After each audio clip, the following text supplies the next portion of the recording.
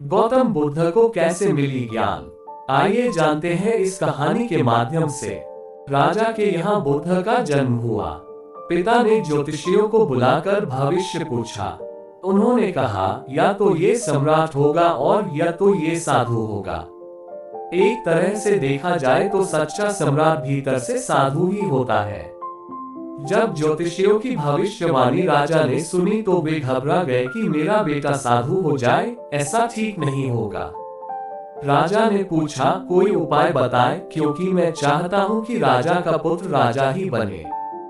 ज्योतिषियों ने कहा कि इसका लालन पालन व पूरा जीवन बड़ी सावधानी में बिताना होगा।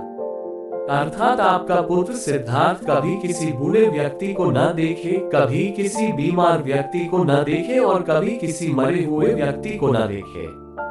जब तक ऐसा होगा तब तक वे राजा ही बने रहेंगे। अगर ऐसा नहीं हुआ तो वे साधु बन जाएंगे।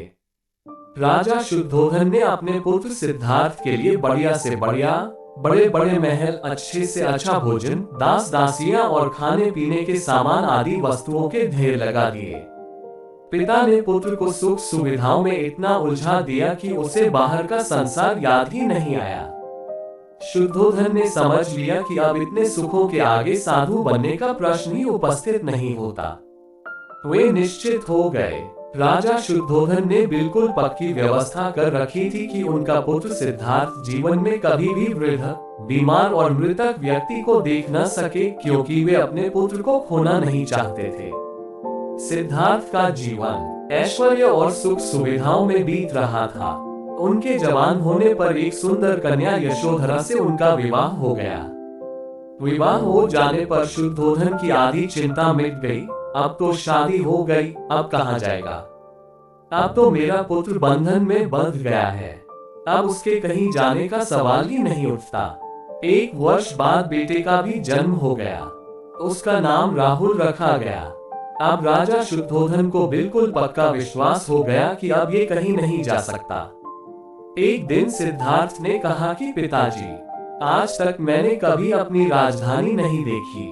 आपकी आज्ञा हो तो आज देखाऊं। राजा ने कहा, हाँ हाँ, अवश्य जाओ, अपना शहर देख कर आओ।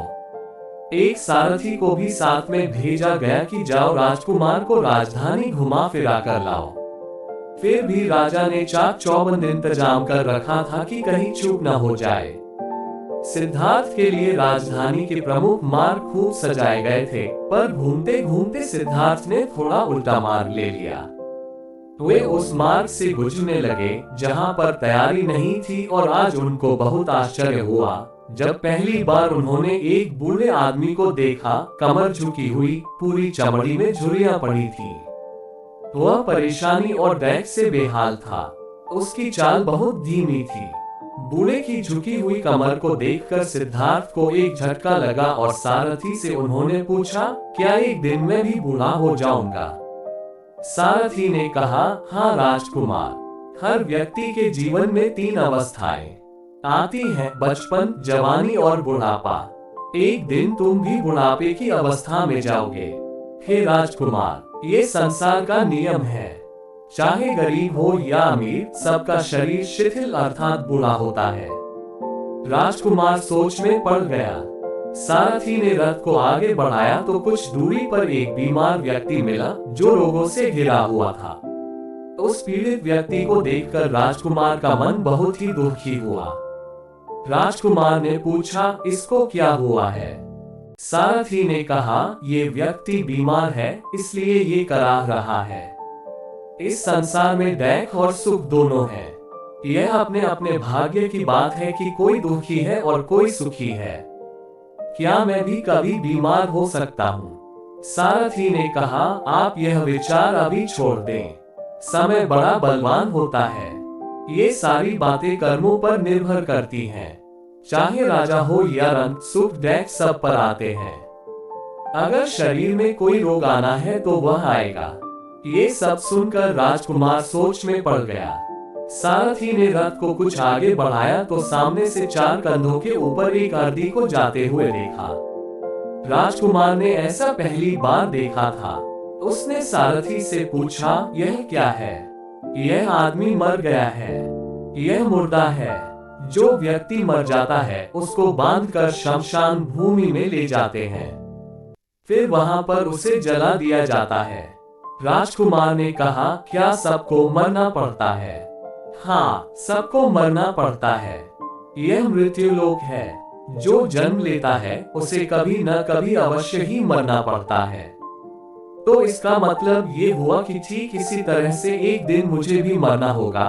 मेरी देह भी मुर्दा होगी और मुझको भी 4 कंधों पर उठाकर ले जाया जाएगा। मुझको भी ऐसे ही रस्सियों से बांधा जाएगा। मेरे भी आगे पीछे घर के सदस्य रोएंगे, तड़पेंगे और जिस संसार को मैंने इकट्ठा किया है वह सारा का सारा मुझसे छूट जाएगा। इसका मतलब ये हुआ कि क्या एक दिन मैं भी मर जाऊंगा? क्या एक दिन यशोधरा भी मर जाएगी? क्या एक दिन मेरा राहुल भी मर जाएगा?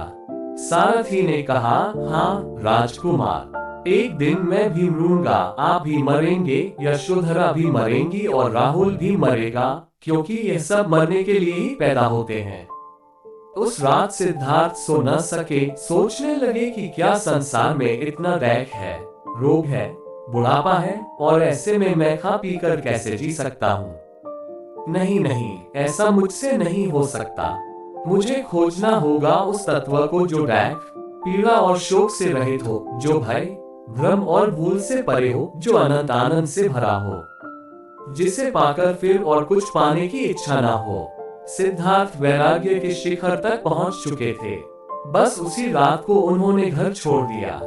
सारथी से कहा कि नगर की सीमा से दूर ले चलो। नगर के बाहर पहुंचकर सारथी को लौटा दिया। फिर कई दिनों तक वन में चलते गए। एक घने पीपल के वृक्ष के नीचे आसन लगाकर ध्यान में लीन हो गए। वर्षों की कठोर साधना के पश्चात बोध गया बिहार में बोधि वृक्ष के नीचे उन्हें ज्ञान की प्राप्ति हुई और वे सिद्धार्थ गौतम से भगवान बुद्ध बन गए।